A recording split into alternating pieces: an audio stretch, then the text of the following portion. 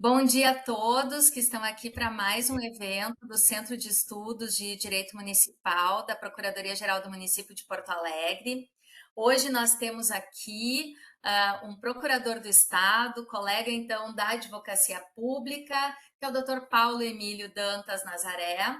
O Dr. Paulo, além de ser procurador do Estado do Rio Grande do Sul, ele tem estudos na área de inteligência artificial. Ele é doutor em Direito pela URGS, com estágio de pesquisa no Max Planck Institute for Comparative and International Law em Hamburgo, na Alemanha. Também mestre em Direito, Estado e Constituição pela UNB, Universidade de Brasília, e especialista em Direito Civil pelo Instituto de Direito Público, o IDP.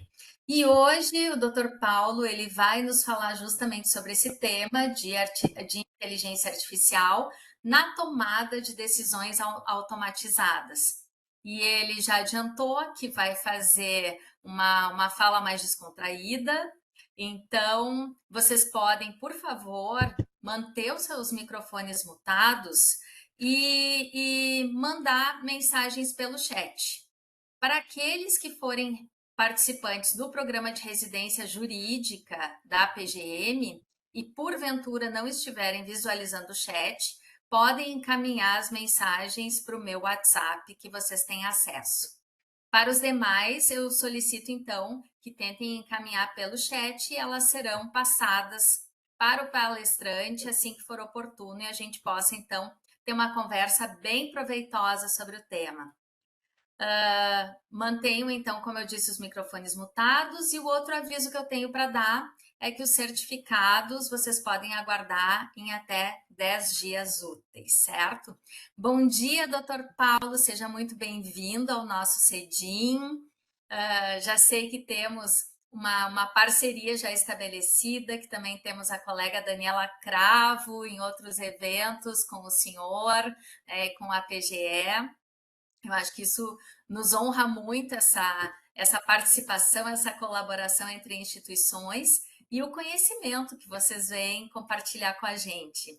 Bom dia, então, a palavra está contigo. Bom dia, doutora Karen. Bom dia a todos os participantes. É uma satisfação participar desse evento do Centro de Estudos de Direito Municipal da Procuradoria-Geral de Porto Alegre, instituição na qual tenho muitos amigos e colegas de reconhecida capacidade e qualidade técnica. Então é sempre uma satisfação participar dos eventos dessa instituição irmã da Procuradoria-Geral do Estado, que é a PGM Porto Alegre. Na manhã de hoje, nós temos como tema a inteligência artificial na tomada de decisões automatizadas. A minha fala, ela está estruturada em três partes. Primeiro, eu quero discutir com vocês alguns conceitos estruturais, depois, como é que a legislação brasileira regulamenta o tema, e no terceiro momento, trazemos alguns casos práticos de aplicação de decisões automatizadas.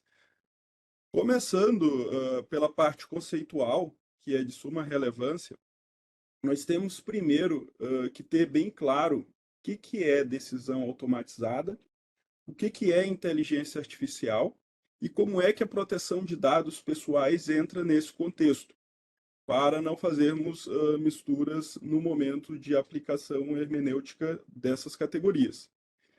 Antes de adentrar no conceito, tem uma história que eu acho que retrata bem a importância dos cuidados que nós temos que ter diante de riscos algorítmicos.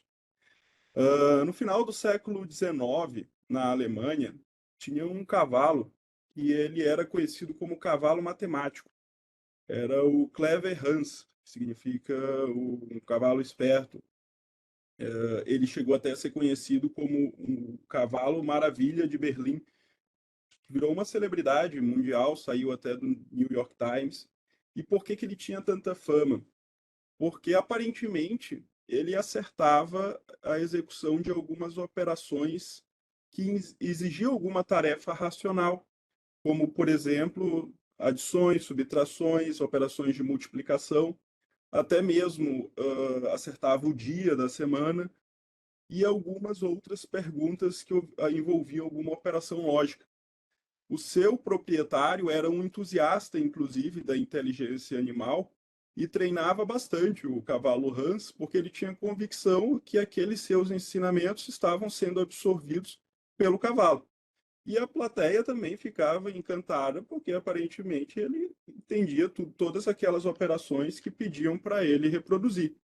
Mas chegou um ponto que ele ganhou uma repercussão tão grande, como eu disse, saiu do New York Times e tudo mais, já estava fora do próprio círculo alemão, a fama do Clever Hans, que o próprio governo alemão decidiu instituir uma comissão para investigar o que estava acontecendo, por que aquele cavalo estava chegando àqueles resultados e se tinha alguma fraude, alguma manipulação em torno daquelas operações que ele conseguia resolver. Ele resolvia, para deixar mais claro, batendo a pata dele no chão, por exemplo, se fosse 2 vezes 4, 8, então ele batia 8 vezes. E não só ele respondia às operações feitas pelo seu proprietário, que era o seu instrutor, mas também respondia a algumas interações feitas pela própria plateia, pelos próprios espectadores. E essa comissão formada, era uma comissão até multidisciplinar, formada pelo governo alemão, chegou à conclusão que estava tudo ok.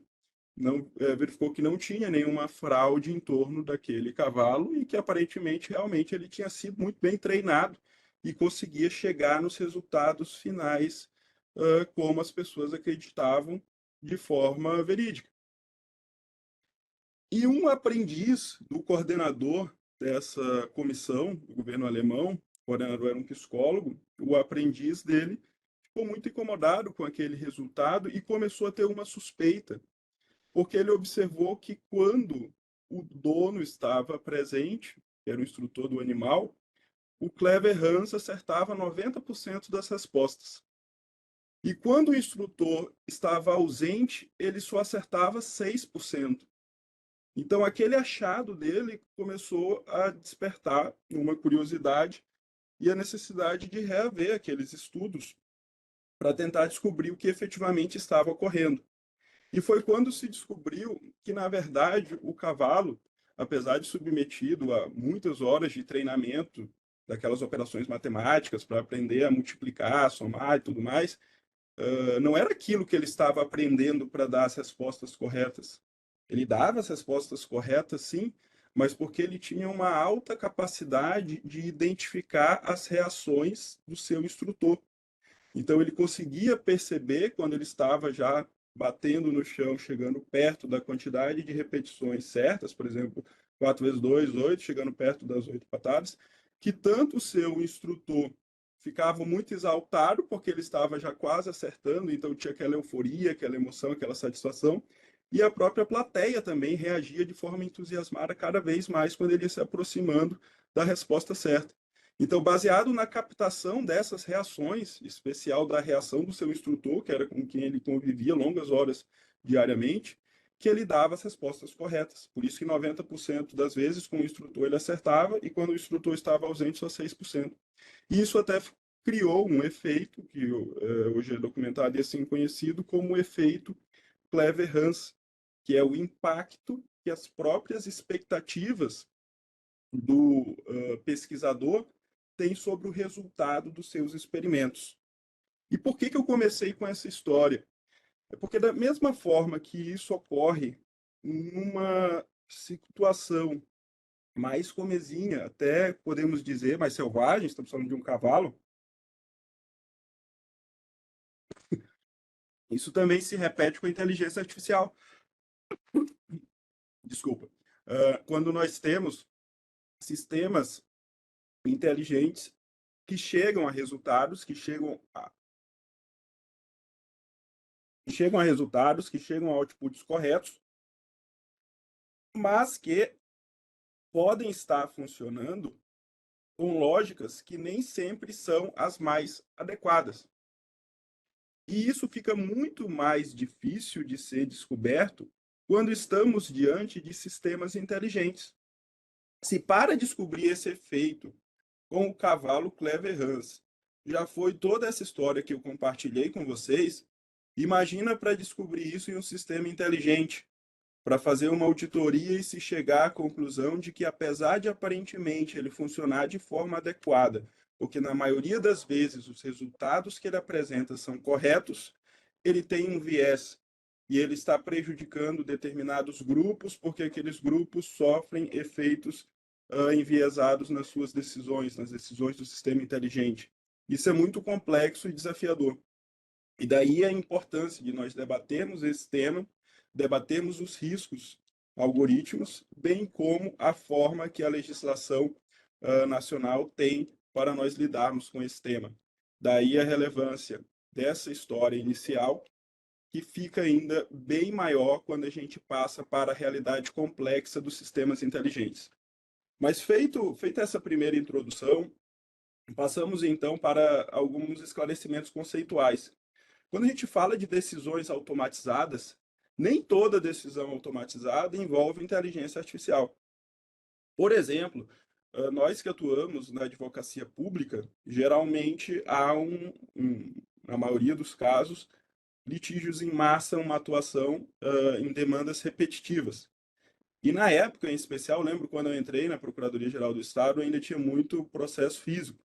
Então, na Procuradoria Regional chegavam pilhas e pilhas diariamente de processos físicos que tinham que ser divididos entre os procuradores. E existiam algumas regras para distribuição.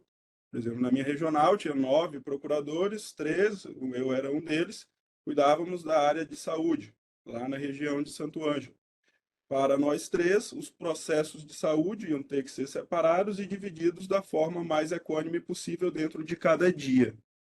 Essa atividade, que é feita de forma humana, pode ser feita, por exemplo, por um estagiário que vai fazer toda essa filtragem, ela pode ser também automatizada. Quando se dá automatização disso, nós vamos ter uma decisão automatizada que vai decidir, por exemplo, que 8 processos vêm para mim, quais são eles, 7 para outro colega e 8 para um terceiro, ficando da forma mais equânime possível os processos de saúde que chegaram naquele dia divididos entre nós três. Está aí uma decisão automatizada. Mas não é por causa disso que ela foi uma decisão que envolveu o sistema inteligente, que envolveu inteligência artificial. Nós apenas tivemos uma automação de processos de trabalho humano que são repetitivos, que são burocráticos. E aquilo tudo passou a ser feito por uma máquina. Aliás, a própria terceira revolução industrial ocorreu nesse contexto, que foi num processo em que entra a internet e as máquinas para fazer automação de sistemas e permitir que tarefas que antes eram feitas pelos seres humanos passassem a ser feitas por máquinas. E entram as máquinas na terceira revolução industrial para permitir isso. E nesse contexto ocorre a automação com máquinas que trabalham 24 horas por dia, 7 dias por semana, realizando tarefas repetitivas que antes eram feitas pelo ser humano. Já na quarta revolução industrial, que é a que nós hoje estamos, nós passamos a ter outros desafios, esses sim conectados com a internet e com essa realidade da inteligência artificial, que permite que nós tenhamos um grande volume de processamento de dados em uma escala nunca antes vista, dados que podem ser tratados em grande volume e, inclusive, treinar máquinas, para que aquelas máquinas não só elas consigam chegar a resultados previamente programados, como também consigam fazer inferência de novos dados, consigam fazer inferência de novos padrões. E aí nós passamos a ter sistemas inteligentes. É o caso, por exemplo, quando nós pegamos o nosso celular e abrimos aqui um aplicativo de rede social. Lá, quando eu abro aquele aplicativo, ele já consegue, por meio de um sistema inteligente, fazer uma inferência do conteúdo que me agrada. Então, lá eu só vou ver, a tendência é que eu veja coisas que sejam relacionadas a matérias da minha preferência, ao meu time de futebol, se eu ver vídeo de cachorro, a cachorro, coisas desse tipo. E, inclusive, o próprio sucesso do aplicativo está relacionado à eficiência desse sistema inteligente. Se ele for muito bom mesmo, no sentido de conseguir inferir quais são minhas preferências e meus gostos, ele vai conseguir captar minha atenção por muito tempo. e vai conseguir, por causa disso, lucrar mais com publicidade, porque as pessoas vão gastar muito tempo ali naquele aplicativo cada vez que tomarem a decisão de abrir. É até uma operação arriscada abrir um aplicativo de rede social que inicialmente se pensa que vai perder 2, 3 minutos, quando se percebe se foram 20, 30 minutos. Então, isso envolve um sistema inteligente, porque além de uma mera automação de uma decisão, teve também por trás um sistema automatizado que foi alimentado com uma quantidade gigantesca de dados, foi treinado com esses dados e, a partir deles, aprendeu a fazer novas inferências, novas conexões, aprendeu que aqueles dados, quando cruzados, geram alguns padrões e que aqueles padrões permitem fazer inferências, inclusive sobre pessoas. A saber, por exemplo, que o Paulo Emílio, quando acessa o Instagram, ele gosta de ver determinado tipo de conteúdo e aquele conteúdo é o mais eficiente para captar a atenção dele e o uso no aplicativo. Então, essa é uma primeira diferenciação que eu gostaria de deixar clara com vocês, o que é decisão automatizada e que nem toda decisão automatizada tem a ver com inteligência artificial.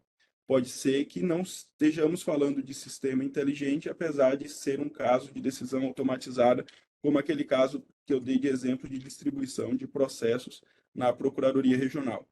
Um segundo conceito que também é importante é o de algoritmo. Muito se fala, algoritmo é até um conceito que é quase a bola da vez, regulação de algoritmo, risco algoritmo, muita coisa hoje envolve algoritmo. E às vezes é quase até um palavrão, as pessoas, tá, mas que o algoritmo que nós conhecemos é aquele lá da matemática, quando estudamos álgebra, aquelas coisas, o que seria isso?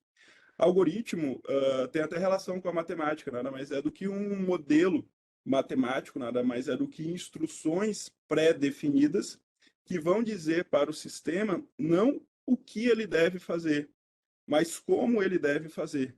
E a partir daquelas instruções que dizem como deve ser feito algo, o sistema vai chegando a resultados, vai atingindo objetivos. E aí nós vamos ter decisões algorítmicas. E essas decisões algorítmicas, elas podem ser com um grau de autonomia relativo, que aí não vão ser decisões exclusivamente automatizadas, porque vão ter algum grau de participação humana, mas também nós temos as decisões exclusivamente automatizadas, que são aquelas decisões algorítmicas que não precisam de qualquer intervenção humana para que o objetivo seja alcançado. E ela, como nós vamos ver na próxima parte da apresentação, ela é inclusive prevista na nossa legislação. Nós ainda não temos uma lei de inteligência artificial, mas já temos regra para decisões exclusivamente automatizadas. Essas decisões algorítmicas que não necessitam de uma intervenção, de uma participação humana. Um outro conceito que eu trago para vocês é o de inteligência artificial. Até nós acabamos já discutindo o que seria sistemas inteligentes. A ideia de inteligência ela está muito ligada a uma ação racional, ou seja, o agente inteligente é aquele, grosso modo, entendido como que é capaz de fazer uma ação racional. Mas essa visão ela é limitada, ela é parcial, porque se fosse assim, haveria já uma equivalência entre o ser humano e a máquina, porque a máquina também consegue fazer uma ação racional naquilo que ela foi pré-programada e, em alguns casos, até inferência. A diferença é que a máquina ela não consegue ter consciência própria, não consegue ter uma consciência ética sobre as decisões que ela está tomando, sobre os julgamentos que ela está fazendo. Essa consciência ética é algo exclusivo do ser humano. Mas a inteligência artificial, que está ligada a essa ideia de uma ação racional, ela tem algumas características que vão além de uma mera ação racional, que envolvem, como eu disse para vocês, a capacidade de se realizar inferências.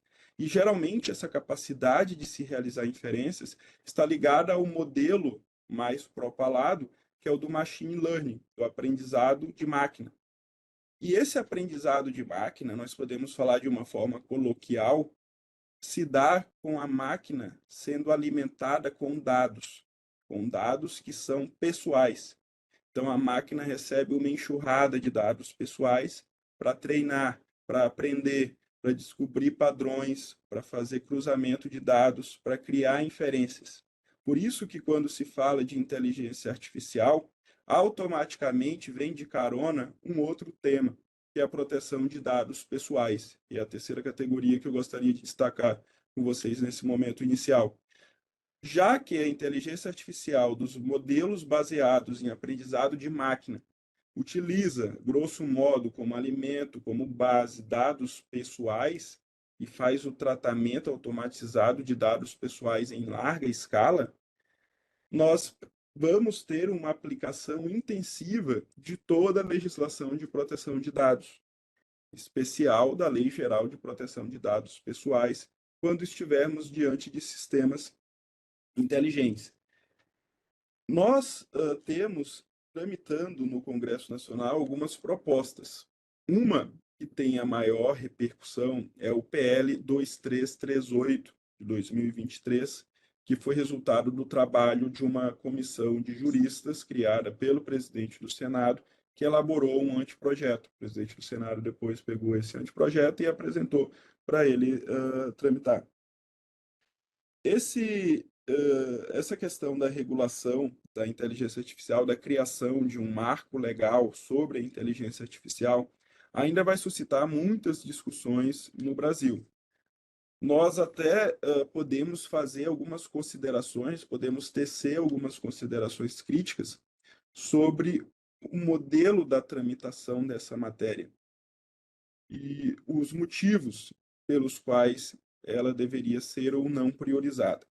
Se nós observarmos o grupo que poderíamos chamar leis digitais, que são aquelas leis que estão muito ligadas a esse universo digital, então vou colocar dentro dessa caixa para ficar mais fácil de construir um pensamento sistemático. Em 2013, nós tivemos o caso da atriz Carolina Dickman, um vazamento de nudes, de fotos íntimas dela. E por causa daquele escândalo que surgiu logo depois, foi aprovada a toque de caixa, a lei dos crimes digitais relacionados especialmente a crimes de vazamento de fotos íntimas, de fotos sexuais, de nudes. Ou seja, nós tivemos uma resposta legislativa imediata a uma situação concreta que estava pautando a atenção nacional naquele momento.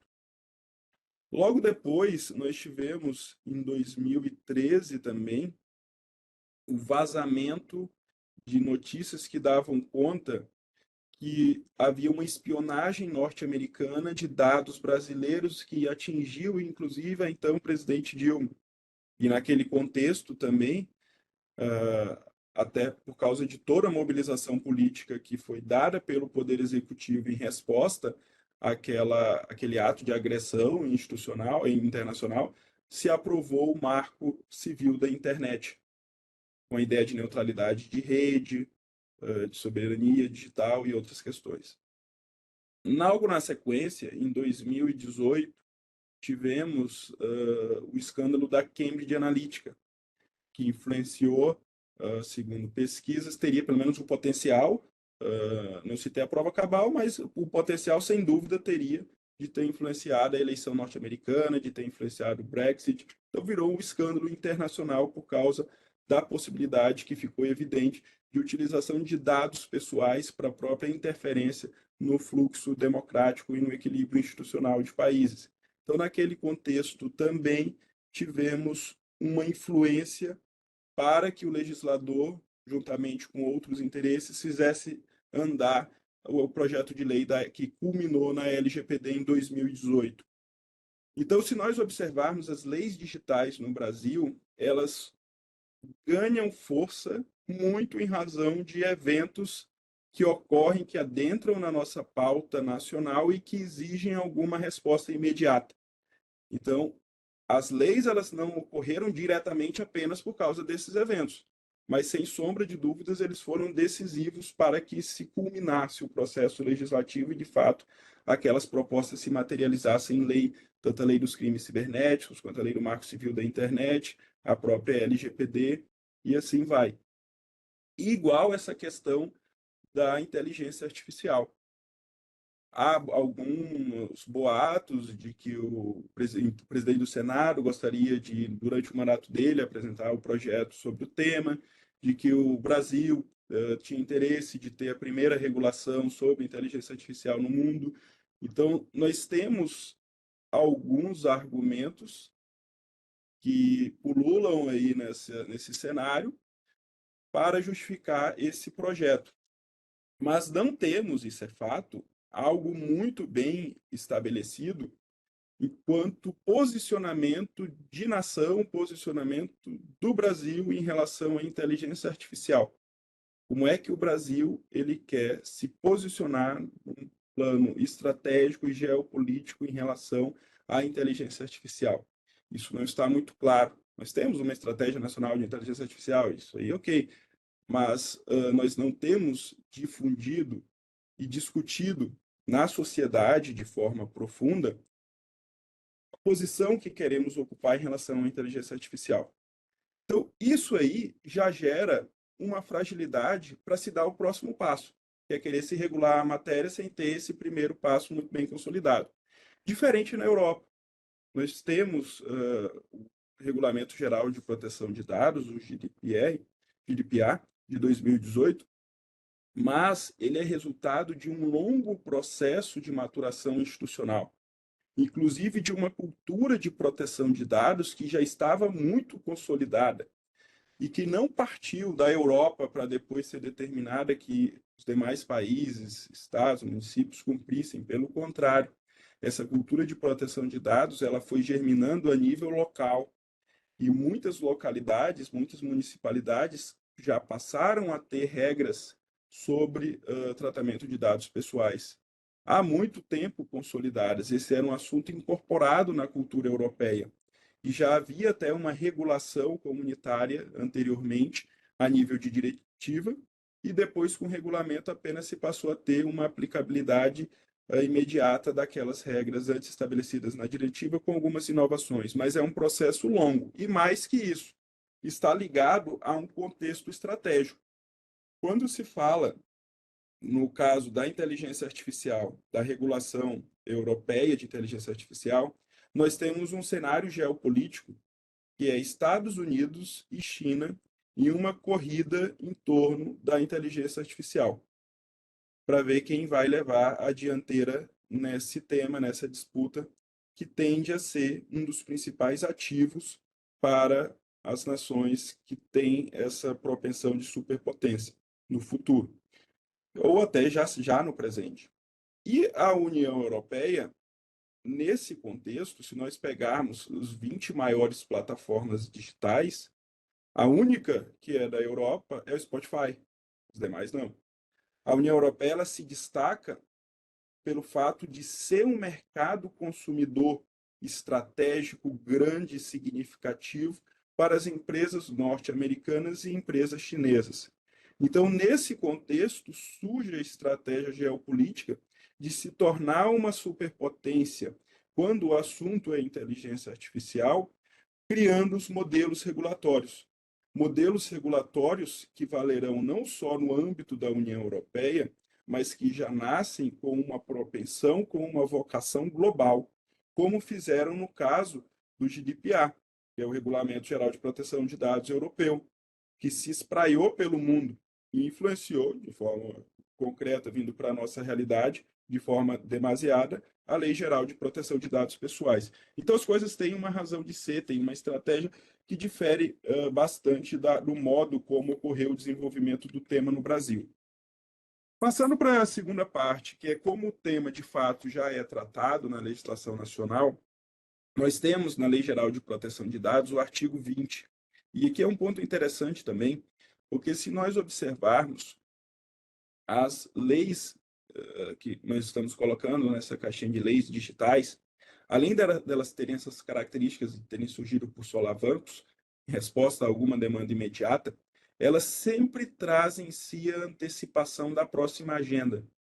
Então, se nós observarmos, por exemplo, o Marco Civil da Internet, ele já falava das informações pessoais, com um conceito, uma noção que é até muito próxima da própria Lei Geral de Proteção de Dados. E depois, o Marco Civil de Proteção Marco Civil da Internet, então vem a LGPD. E a LGPD, lá no seu artigo 20, já fala dessas decisões automatizadas que se comunica muito com a inteligência artificial, já antecipando o próximo marco legislativo que tendemos a ter no país, que é o da inteligência artificial. Então, essa é uma outra característica, nós conseguimos identificar nas leis digitais indícios do que vem pela frente, em alguns casos até já consolidados, do que já veio, do que se materializou anos depois, mas nesse caso da LGPD, do que virá. Porque o artigo 20 ele trata das decisões automatizadas. Ele é uma norma atributiva de direitos. Ele prevê que o titular de dados pessoais ele tem o direito de solicitar a revisão da decisão que foi tomada exclusivamente de forma automatizada. E, de igual modo, ele tem também um direito à explicação da lógica utilizada para se chegar naquela decisão. Esse artigo ele guarda algumas similaridades e diferenças com a regra existente no modelo europeu. No modelo europeu, em vez de termos uma norma com esse viés, com essa missão atributiva de direitos ao titular de dados, nós temos uma norma proibitiva, que começa assim: é vedado o tratamento de dados pessoais única e exclusivamente automatizado. E depois ele estabelece quais são as exceções. A não ser que, em uma das hipóteses, por exemplo, que haja o consentimento para esse tratamento automatizado.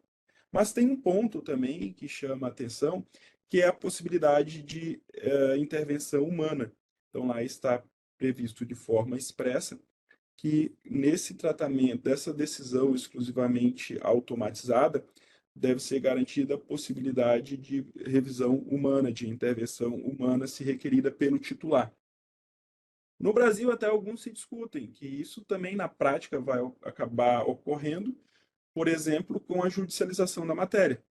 E aí nós vamos ter a decisão exclusivamente automatizada, apreciada pelo juiz, ou seja, com uma intervenção humana naquele processo. Mas aí seria uma via diferente, que é da judicialização, sem contar alguns que interpretam que pela própria principiologia da LGPD, pela própria sistemática da lei, apesar de ter ocorrido veto sobre esse ponto, a intervenção humana é um direito necessário. Mas o modo de não estar expressamente previsto é uma diferença, e uma diferença significativa. Nesse contexto, é importante não só aplicar o artigo 20, as coisas não se esgotam aí. Uma das características da LGPD é justamente essa. Nós temos uma lei que é estruturada em hipóteses legais, que prevê que só pode ter tratamento de dados legítimo quando ele for enquadrado em alguma das bases legais existentes. Mas a tentação de, se enquadrou nessa base, pode fazer, não é tão simples assim, porque necessariamente qualquer interpretação dessa lei, ela vai abrir as portas para um diálogo com os princípios que estão nela previstos, princípios que são, inclusive, o coração da LGPD. E lá nós temos o princípio da finalidade, da adequação, da necessidade, da transparência, da não discriminação. E isso tudo se comunica muito com as decisões automatizadas. Nós não podemos admitir, por exemplo, como lícita a operação de um sistema inteligente baseado em decisões automatizadas que resulte em discriminação indireta que não seja admitida por lei. Eu falo que não seja admitida porque o ato de discriminar nem sempre é ilícito. O próprio latim discriminação está ligado a uma escolha. Então, quando nós estamos fazendo a discriminação, nós estamos fazendo, por exemplo, uma escolha de alguém para uma vaga de emprego, com base em alguns critérios objetivos. Espera-se que esses critérios sejam objetivos e sejam lícitos. Agora, a discriminação ela pode ser ilícita, que é quando ela vai ser amparada em valores, em critérios subjetivos que não encontram abrigo no ordenamento. Então, a discriminação em si, ela existe. O que não se admite é a discriminação ilícita ou abusiva. E a própria LGPD, com o princípio da não discriminação, vai deixar isso muito forte, inclusive para decisões automatizadas. Uma outra situação é o próprio princípio da finalidade. É possível, por exemplo, que dados pessoais sensíveis que estão ligados à própria biologia humana sejam objeto de tratamento, por exemplo, laboratorial, em hipóteses de doação de sangue. Eu preciso verificar se aquela pessoa tem doenças e tudo mais, até se o outro que vai receber o material sanguíneo é compatível. Então, haverá ali um tratamento de dados pessoais que são altamente sensíveis, que estão ligados à própria biologia humana. Contudo, esses dados eles não podem ser desvirtuados para uma outra finalidade, para uma finalidade diversa e amparar, por exemplo, decisões automatizadas que vão ser tomadas por planos de saúde, se aceitam ou não aceitam determinado interessado em contratar o serviço, e qual que vai ser o parâmetro de reajuste a ser adotado, em coisas desse tipo. Então, a LGPD ela tem no artigo 20 uma regra que é direcionada especificamente para esse contexto de decisões automatizadas, mas o artigo 20 não deve ser lido sozinho. Necessariamente, ele vai invocar uma leitura conjunta com os princípios da LGPD e com todas as regras nela inscritas, inclusive com as hipóteses de tratamento. Fazendo então um apanhado dessas informações todas que estamos compartilhando, nós podemos problematizar algumas situações concretas. Uma delas que eu trouxe aqui para vocês, por exemplo, são as decisões automatizadas que ocorrem no momento pré-contratual de uma relação de emprego. Ou seja, há já é algo concreto que existe a oferta para empresas da possibilidade de contratação de serviços que utilizarão inteligência artificial para selecionar candidatos para vagas de emprego. Então, essa seleção e contratação com base em sistemas inteligentes, ela vai envolver decisões automatizadas. Decisões automatizadas que são legítimas porque decorrem do exercício do poder diretivo do empregador. O empregador, ele tem a função de dirigir o seu negócio, assumindo os riscos inerentes, definindo quantos empregados vai ter, para quais vagas, qual o perfil que ele deseja para preenchimento de cada uma daquelas vagas. Então, dentro do seu poder diretivo, ele pode fazer a opção por utilizar sistemas inteligentes para selecionar interessados para vagas de emprego. Sistemas inteligentes que eu digo que vão fazer decisões automatizadas, que vão cruzar dados de currículos, verificar quais são as características daqueles interessados, inclusive com base em dados coletados nas redes sociais, os valores que eles têm, as prioridades, o que eles gostam de fazer, se eles são adequados ou não para a vaga, se aquilo é compatível com as prioridades e os valores da empresa. Então, toda essa gama de informações pode ser objeto de decisões tomadas por sistemas inteligentes, e já é.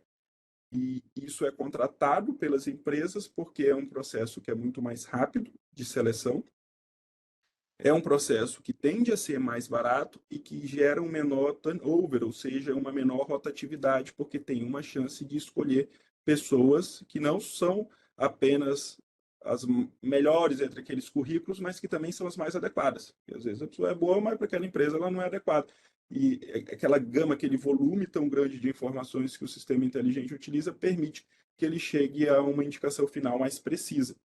Contudo, não é porque pode fazer que não existe limites. A empresa ela tem uma função social também. E justamente por causa disso, o exercício do poder diretivo nesse momento pré-contratual de seleção de interessados para uma vaga de emprego não pode se dar com base em elementos discriminatórios.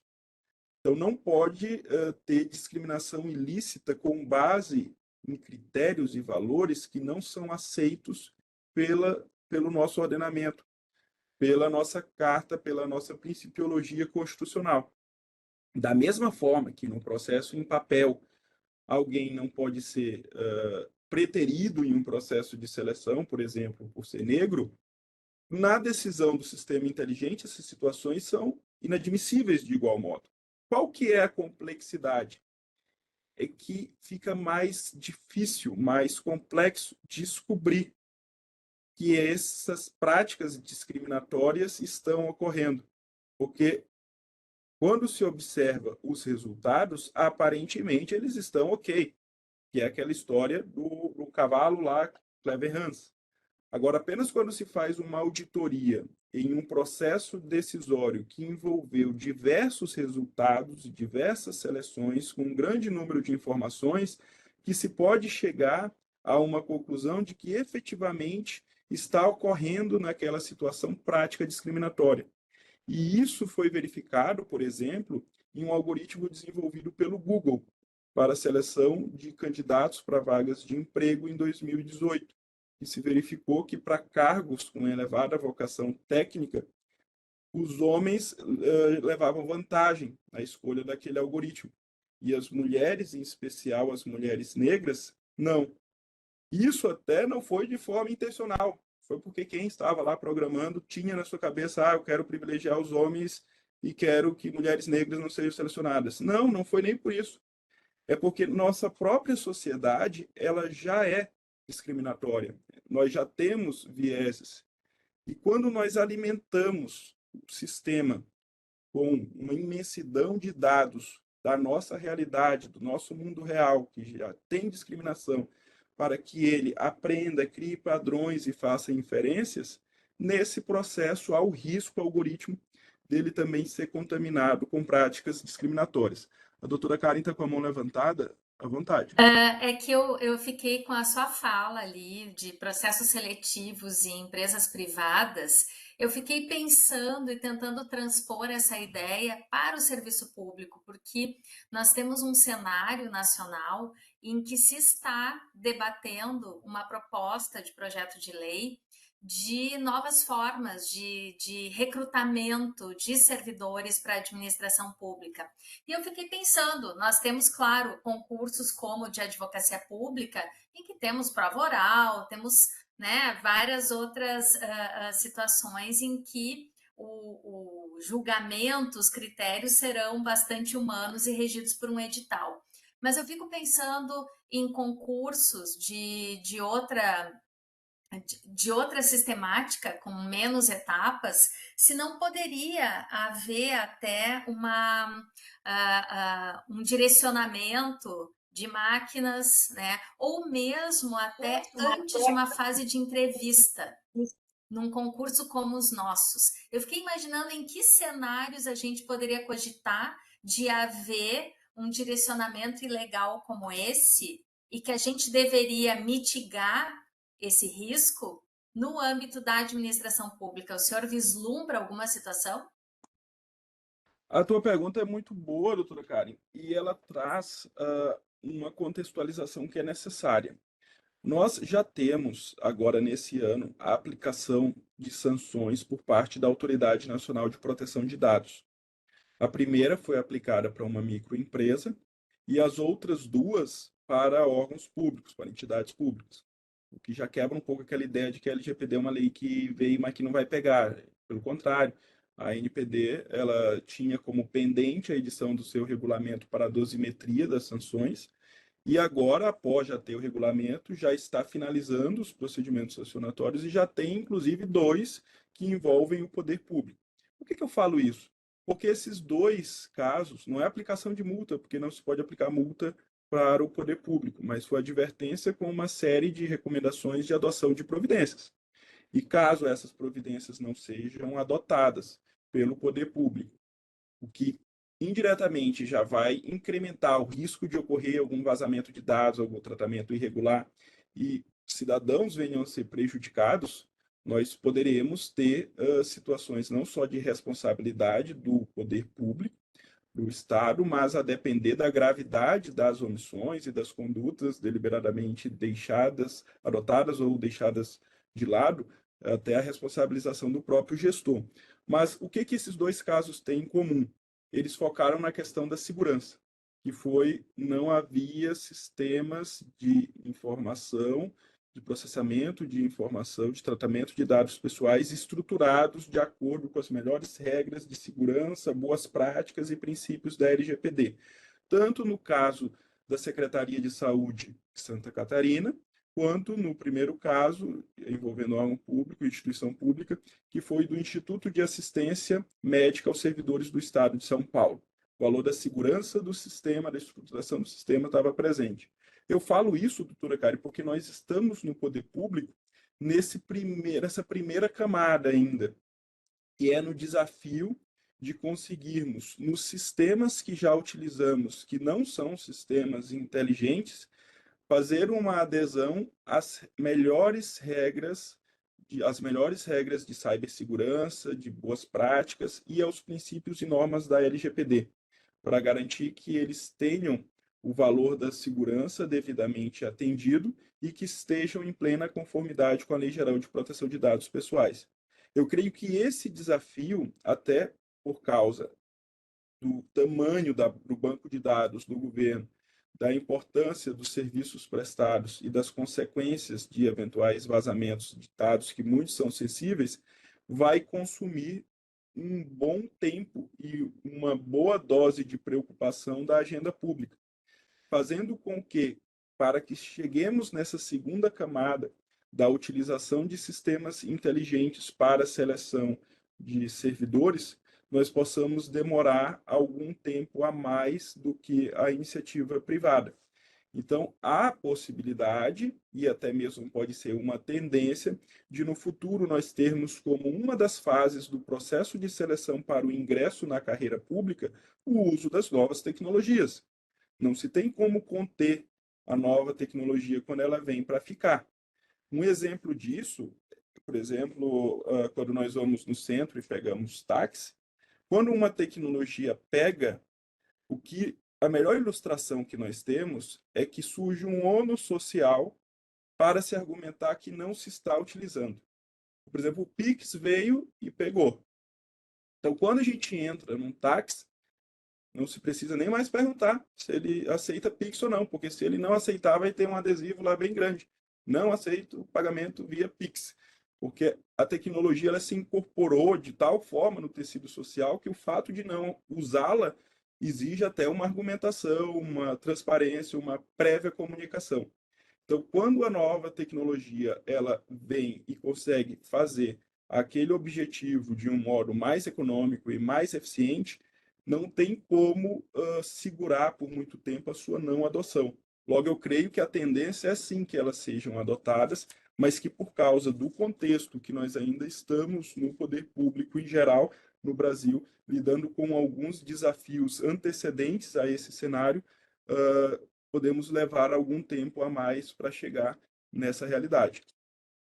Então, a gente até não pode excluir a possibilidade de, em algum dos tantos rincões do país, a gente ter algum processo seletivo, por exemplo, de servidor temporário, né, que é um processo seletivo simplificado, dele ser feito com o uso de uma tecnologia, com uma decisão automatizada que pode excluir pessoas, né, por características determinadas, talvez por alguém que talvez nem intencionalmente tenha buscado excluir determinado perfil, mas que acaba por racismo estrutural, preconceito estrutural, excluindo. Com algumas cautelas, doutora Karen. Primeiro, no plano legislativo, o ideal e o necessário é que a adoção dessas novas tecnologias durante o processo seletivo esteja previsto no plano legal, dado o princípio da legalidade estrita que vincula o gestor. Então, o gestor não pode, por achar que já tem uma tecnologia melhor, adotar aquilo sem que haja uma prévia autorização legislativa, dada a legalidade estrita. E o segundo, mesmo existindo a legalidade estrita, devido à importância, à relevância dos interesses afetados, porque vai ser uma decisão automatizada eliminatória, ou em alguns casos até classificatória, mas em regra eliminatória vai dizer se a pessoa vai ou não ser apta a ocupar um cargo público, a progredir para a próxima fase do certame. Então, é necessário que haja um relatório de impacto sobre essas decisões algorítmicas, para que sejam avaliados os riscos que estão envolvidos naquela formatação proposta, se existem formas de mitigar aqueles riscos e eventual possibilidade de compatibilizá-los com outros interesses individuais juridicamente protegidos. O relatório de impacto algoritmo, ele vai fazer todo esse mapeamento da situação envolvida e do que pode ser feito para minorar ou até mesmo prevenir a ocorrência de danos. E ele é um instrumento muito necessário e que, inclusive, vai passar a ser cada vez mais presente na nossa rotina como advogados. Não só o relatório previsto na LGPD, mas também o relatório de impacto algoritmo para os sistemas inteligentes. Certo, Uma, certo. uma segunda. Eu vou prosseguir porque tenho outras perguntas, mas daí a gente deixa para mais adiante, Tá, eu porque vou só dar mais tá tendo uma dois. sequência lógica Eu ótima. vou só dar mais dois exemplos de decisões automatizadas. Falamos nessa etapa de seleção para a contratação de empregados, mas também temos, por exemplo, a possibilidade de adoção de decisões automatizadas em processos judiciais. E aqui também algumas discussões vão surgir. A primeira é sobre a própria necessidade, dado o princípio da publicidade e da transparência, que envolve não só o processo judicial, mas todo o agir do poder público, dessas decisões assim tomadas serem devidamente informadas ao interessado, às partes do processo. Ou seja, ter algum registro que dê conta para os interessados que aquela decisão utilizou algum sistema inteligente, seja como apoio para a sua elaboração, seja como a definição de um pré-modelo a partir do contexto levantado de dados pelo sistema inteligente utilizado. Além da transparência, nós temos um segundo desafio que está relacionado ao próprio dever de fundamentação.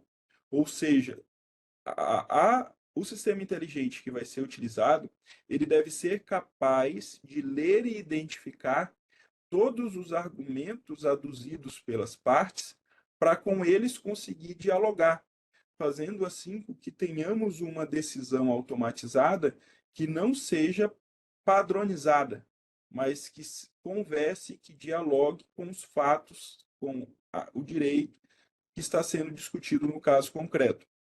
Um terceiro ponto também que pode ser discutido é porque o nosso arranjo constitucional, ao prever a arquitetura do Poder Judiciário, ela é toda baseada em atores, em agentes humanos, em juízes, em desembargadores, ministros, não havendo qualquer previsão para decisões tomadas de outra forma, o que pode representar um obstáculo até constitucional para a substituição de uma decisão judicial com a participação, com a revisão humana, por uma meramente tomada exclusivamente com base em sistemas inteligentes. O que não significa a impossibilidade da adoção de sistemas inteligentes como um mecanismo de apoio, até mesmo para a oferta de modelos de pré-definições de decisões a serem chanceladas pelo julgador.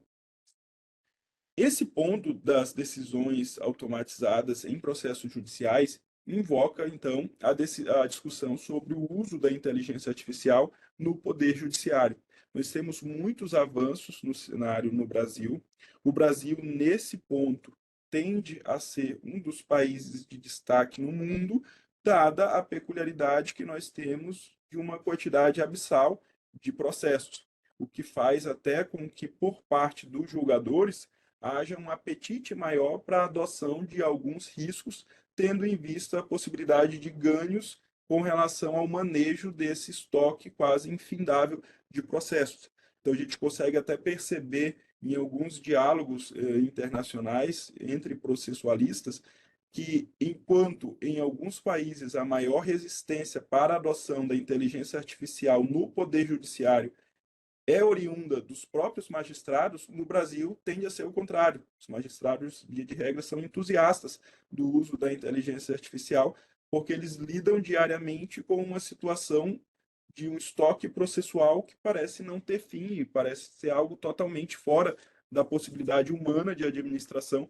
fazendo com que haja um apetite maior pela adoção de sistemas inteligentes no âmbito do Poder Judiciário brasileiro.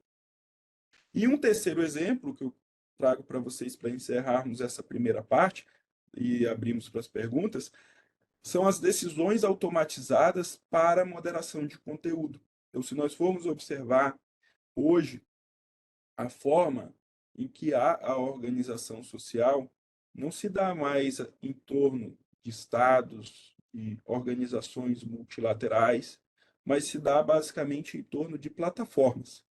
Nós estamos aqui nesse momento porque tem uma plataforma digital que está viabilizando a nossa aproximação e a realização desse evento. Daqui a pouco, alguns de vocês ficaram interessados nos nossos temas e vão querer comprar algum livro sobre inteligência artificial e provavelmente vão fazer uso, assim que desligar a tela, de uma outra plataforma digital para comprar o livro. Alguns estão trabalhando fora de casa ou estão em casa mesmo, vão precisar pedir uma comida para o almoço, vão fazer uso de uma plataforma digital para encomendar o seu almoço. E se forem observar, o nosso dia a dia acaba sendo praticamente todo preenchido por essas plataformas digitais, que são novos atores, atores que têm algumas características. Primeiro, têm uma vocação transnacional. Elas não têm a sua atuação restrita a determinado território. Elas tendem a atuar no mundo. E se ainda não atuam, essa é uma das metas do seu plano, do seu modelo de negócio. E segundo, são atores privados que passam a ter uma atuação em funções que até então eram eminentemente públicas ou quase públicas, como a própria noção de moderação de conteúdo. A ideia de moderação de conteúdo era muito ligada a um controle que deveria ser feito no passado, antes dessas plataformas digitais, pelo Estado, porque apenas o Estado, por meio da sua atuação do Poder Judiciário, de um agente imparcial, poderia controlar determinado conteúdo que foi divulgado, decidindo se aquele conteúdo era adequado ou inadequado e garantindo o direito de resposta e a indenização para os ofendidos. Agora, nesse novo cenário, quem cria as regras para a moderação de conteúdo e efetivamente decide que conteúdo vai ser impulsionado, qual conteúdo vai ter o alcance reduzido, que conteúdo vai ser eliminado por ser contrário aos termos de uso, é a própria plataforma digital. Então, a plataforma ela passa a exercer uma função que antes era pública ou quase pública. E isso invoca toda uma revisão de noções até constitucionais que nós tínhamos relacionadas à própria estruturação do Estado de Direito. Tem até uma vertente que é muito discutida hoje do chamado constitucionalismo digital. O constitucionalismo digital, ele nada mais é do que valores, do que um movimento de pensamento, uma forma de estruturação de conceitos, de ideologia, que já vem desde ali a construção do constitucionalismo moderno, lá no século XVIII, e com os acúmulos institucionais que foram feitos no decorrer do tempo, como o Estado de Direito, o regime democrático, a separação de poderes, todas essas garantias, os direitos fundamentais, a atuação positiva do Estado para realizar direitos fundamentais, todas elas sendo mantidas no cenário digital, ou seja, as regras que valiam para o mundo analógico, as normas constitucionais antigas do mundo analógico continuarem valendo no mundo digital. E para que isso seja possível, e isso que eu quero dizer é o constitucionalismo digital, ele utiliza novos processos de constitucionalização, que envolvem não mais apenas pegar determinada matéria e colocar no texto constitucional, ou seja, juridicizar determinado conteúdo no texto da Constituição, ou então se dá uma interpretação para determinado princípio, para determinado direito fundamental constitucionalmente previsto, de modo que abranja novas categorias. Não vai além disso. Vai também na possibilidade de prever a adoção de direitos, de procedimentos previstos em regras transnacionais de organismos multilaterais e também no próprio reconhecimento de atos que são privados, como os termos de uso das plataformas digitais, e que acabam também neles, em muitos momentos, prevendo direitos que se comunicam com direitos fundamentais, como, por exemplo, a observância do devido processo legal para a remoção de conteúdos, prevendo, por exemplo, que se eu postar algum determinado conteúdo que a plataforma entenda ser inadequado, eu tenho garantido o direito de fazer uma reclamação, de ter aquele meu pleito avaliado, de pedir uma revisão da decisão que foi tomada, se ela tiver sido com base apenas em algoritmos sem intervenção humana. Ou seja, nós passamos a ter processos de constitucionalização que ganham uma nova roupagem, que vão além da uma visão exclusiva no Estado, porque passa a envolver atores também privados e passa a envolver atores transnacionais, sejam públicos, privados, organismos multilaterais, como também passa a envolver novos mecanismos que vão flexibilizar um pouco a noção do que nós tínhamos de constitucionalização, que era aquela, ou coloca no texto da Constituição, ou passa a interpretar de um jeito que está lá no texto, que vai ser mais abrangente e vai abranger essas novas categorias. Para reconhecer também que outros processos são essenciais para que a gente garanta a perpetuação das regras do constitucionalismo moderno também nesse ambiente digital. Então, esse fenômeno do constitucionalismo digital, ele é central e ele acaba sendo um elo que vai fazer a comunicação tanto das normas de inteligência artificial, quanto de proteção de dados, e até mesmo do governo digital. Eu agradeço pela atenção de todos e fico à disposição para as perguntas. Doutor Paulo, uma didática sensacional, viu? Agradecimento pessoal meu, porque para mim contribuiu bastante para a compreensão da dimensão que vem tomando esse cenário da inteligência artificial. Eu tenho aqui uma pergunta de um residente, que é o Ariel, que eu acho que ela foi já em parte vencida pela exposição, mas ele toca na questão da necessidade de garantir transparência para promover escolhas mais justas, né? Ele pergunta de que maneira isso é possível. E eu queria abordar essa questão da transparência pegando um fato que aconteceu no município de Porto Alegre, no legislativo, imagino que seja do seu conhecimento, porque saiu, foi bastante divulgado pela imprensa em geral, que foi uma lei protocolizada por um vereador e que ela, embora ele não tenha divulgado, referido ou citado, ela foi completamente redigida por inteligência artificial. Foi uma lei de poucos artigos, né, tratando sobre a proibição da cobrança do proprietário do imóvel, pagamento de um novo relógio de medição de água pelo DEMAI, no caso de furto.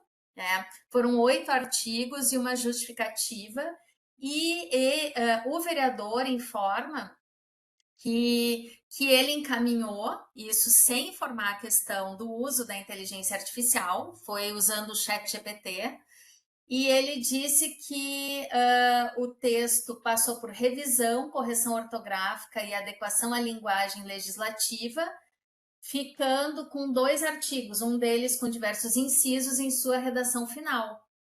Dessa forma, foi enviado às comissões que o aprovaram e posteriormente foi para votação em plenário. E somente depois dessa aprovação é que ele disse, foi elaborado por meio de uso de inteligência artificial, fiz usando o chat GPT. E essa situação, me parece que ela trata da questão da transparência e ela conversa, ela dialoga diretamente com o que o senhor estava colocando sobre essa ideia de constitucionalismo digital.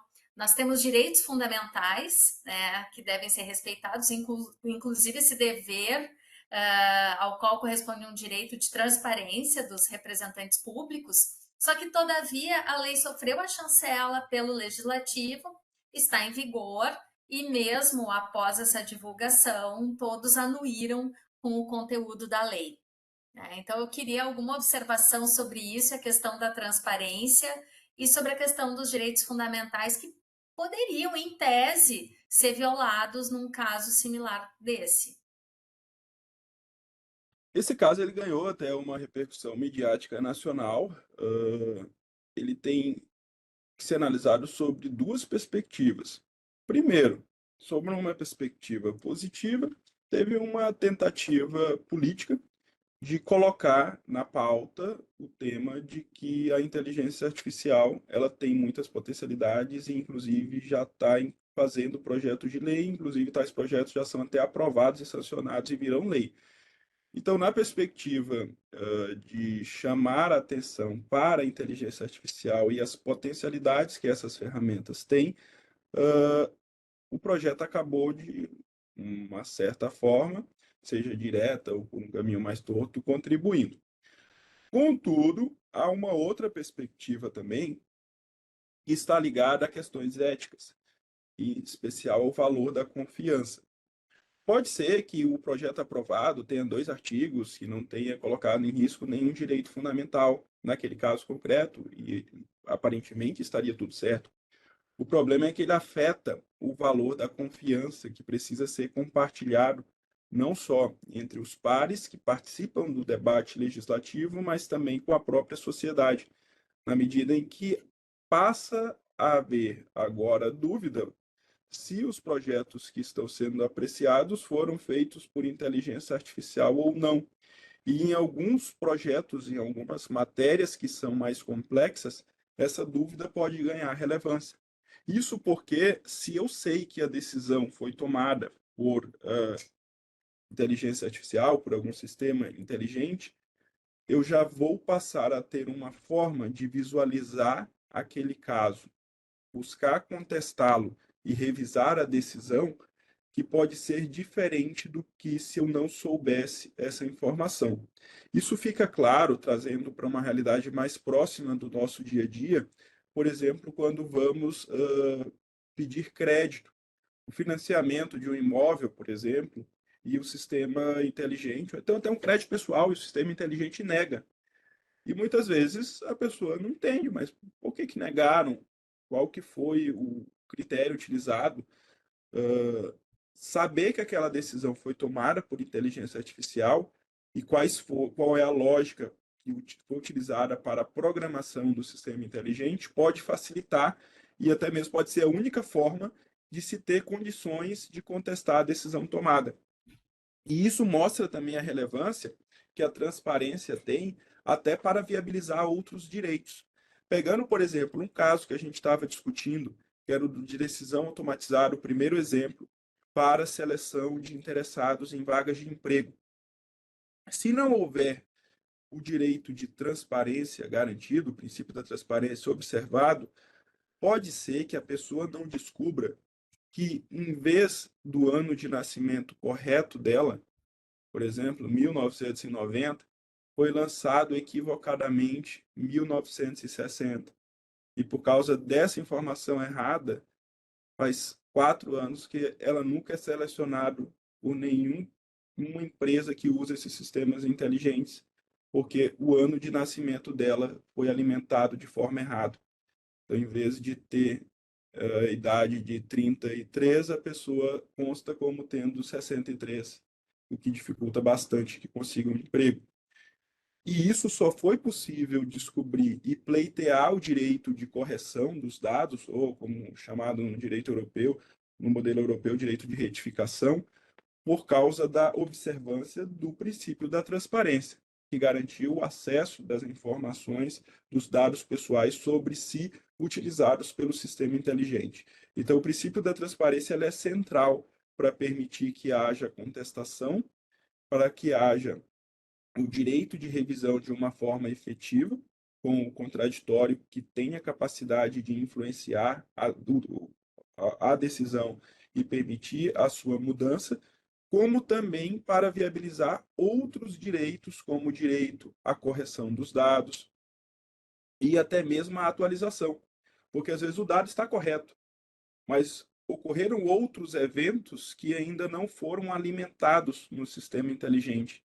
E se eu tiver garantido o princípio da transparência para ter acesso àquelas informações pessoais sobre mim, eu vou verificar, olha, esses dados estão corretos, mas não foram atualizados. Eu adquiri, por exemplo, alguns bens que, se forem considerados pelo sistema inteligente, vai viabilizar que eu tenha acesso a esse crédito que eu estou querendo e ele de forma automatizada está me negando, dizendo que não é possível, porque ele não tem as informações atualizadas sobre o que ocorreu no ano passado, nesse ano. E isso só é possível porque antes foi viabilizado o atendimento ao princípio da transparência, que ele acaba, então, gerando um direito que não se esgota em si mesmo, mas, pelo contrário, é até mesmo um direito instrumental que vai viabilizar a realização de muitos outros. E ainda mais, é um direito que vai fomentar o valor da confiança que é fundamental em um regime democrático e até mesmo para o estabelecimento de relações sociais mais estáveis, seja relações mais próximas, mais íntimas, seja relações como um todo. Eu até fiquei aqui pensando com a sua resposta, se não vai haver uma renovação de institutos tais como o habeas data, porque nós teremos cada vez mais uma necessidade de ter uma garantia de que os bancos de dados que usam os nossos dados pessoais estejam corretos e não gerem um mau uso com prejuízo a nós mesmos. E aqui eu tenho uma pergunta do Maison, residente, que eu tive que colar porque ele mandou para mim no WhatsApp.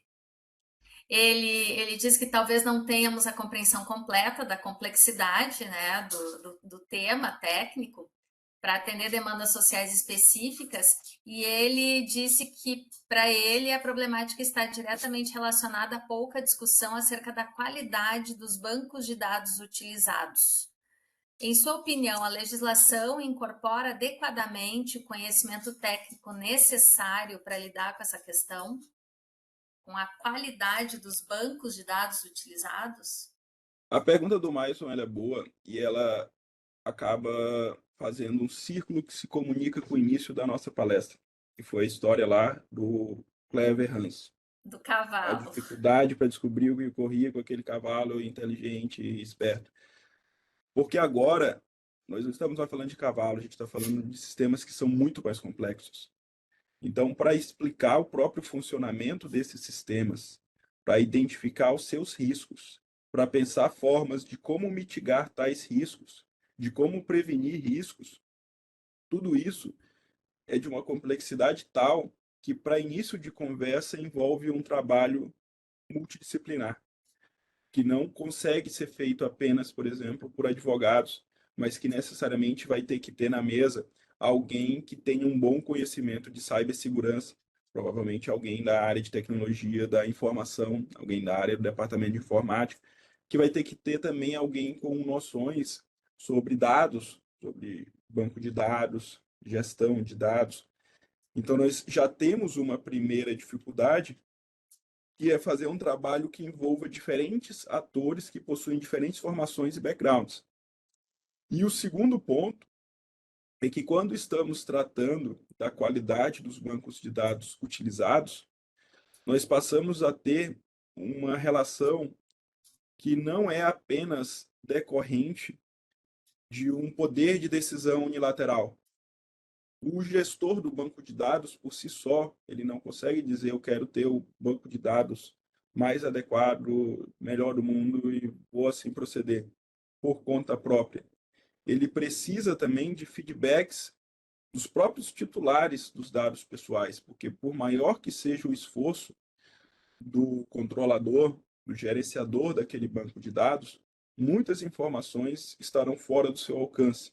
E por isso que esses direitos instrumentais, que garantem a qualidade dos dados, como direito à atualização, a correção dos dados pessoais, que são exercidos pelo titular de dados pessoais, acabam colaborando de forma relevante para que se tenha bancos que sejam mais fidedignos e que mitiguem a ocorrência de riscos, o que faz com que esse trabalho seja complexo também por envolver diferentes atores, por ser uma relação bilateral ou até mesmo multilateral que não depende só de uma decisão do gerenciador do banco de dados. Com certeza, é um grande trabalho e para o qual a gente deve buscar alternativas e mais conhecimento para fazer a governança dos dados. Eu acho que esse é um dos grandes temas e que requer toda essa multidisciplinariedade, né?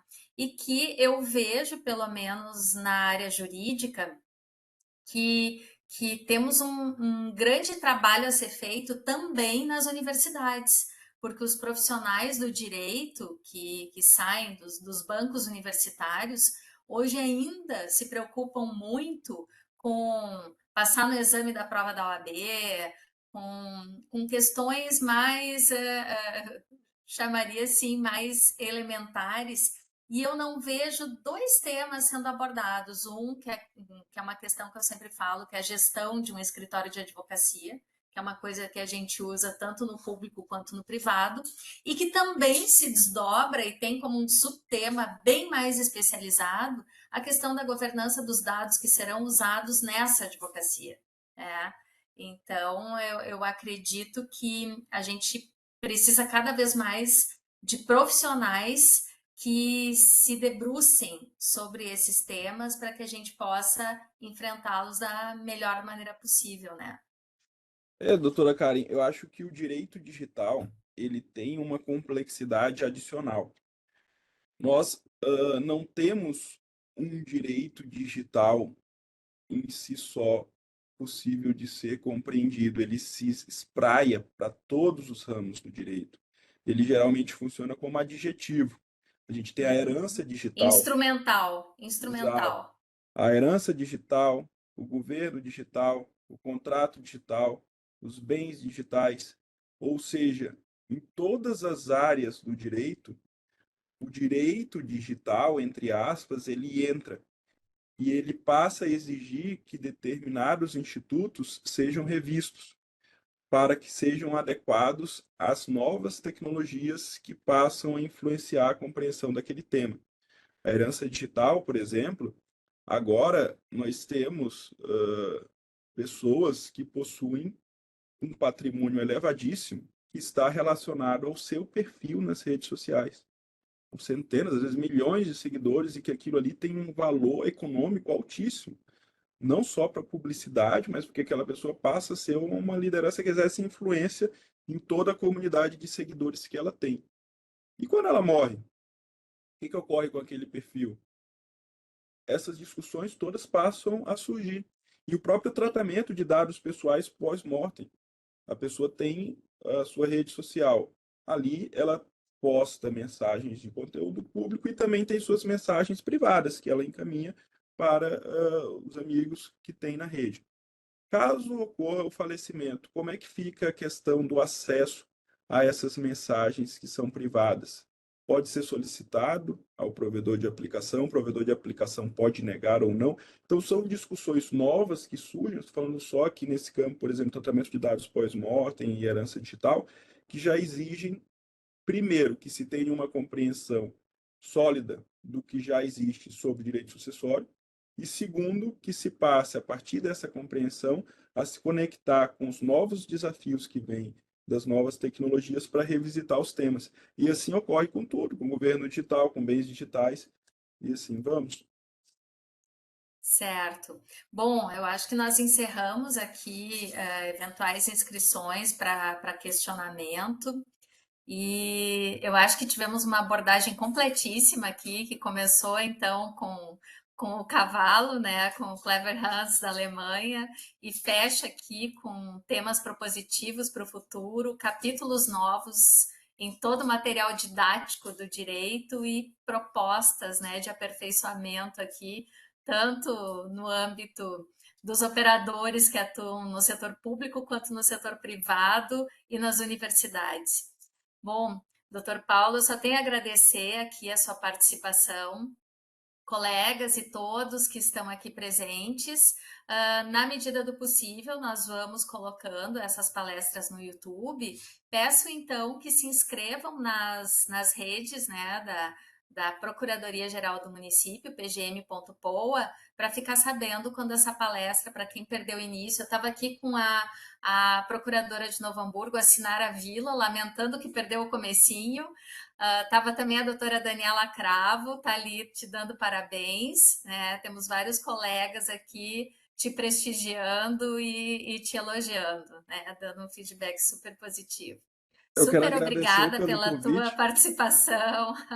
Eu quero agradecer pelo convite. Foi muito agradável estar aqui com vocês. O tempo passou muito rápido. Até desculpem se me excedi e extrapolei o que era Não, originalmente tá super esperado. na medida. Mas é que eu estava me sentindo em casa aqui na presença dos colegas e de amigos que eu tenho muito apreço.